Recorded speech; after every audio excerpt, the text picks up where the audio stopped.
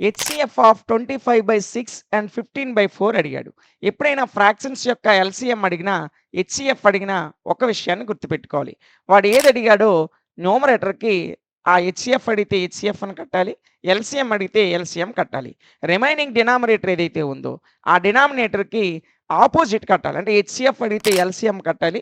LCM అడిగితే HCF కట్టాలి. So ఈ క్వెషన్‌లో మనకి హెచ్సిఎఫ్ అడిగాడు కాబట్టి సో న్యూమరేటర్స్ 2 ముందు ఫ్రాక్షన్స్ రాసుకుందాం. 25/6, 15/4 ఈ రెండిట్ల యొక్క హెచ్సిఎఫ్ అడిగాడు కాబట్టి న్యూమరేటర్‌లకి హెచ్సిఎఫ్, డినామినేటర్‌లకి ఎల్సిఎం కట్టాలి. సో 25, 15 యొక్క హెచ్సిఎఫ్ మీ అందరికీ తెలుసు 5. ఇక న్యూమరేటర్‌లో 6, 4 ఉన్నాయి. 6, 4కి ఎల్సిఎం కట్టాలి.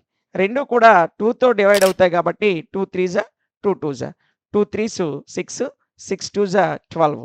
సో ఆ 12ని ఇక్కడ డినామినేటర్ ప్లేస్‌లో ఏస్తాం. సో మన ఆన్సర్ ఎంత వచ్చింది?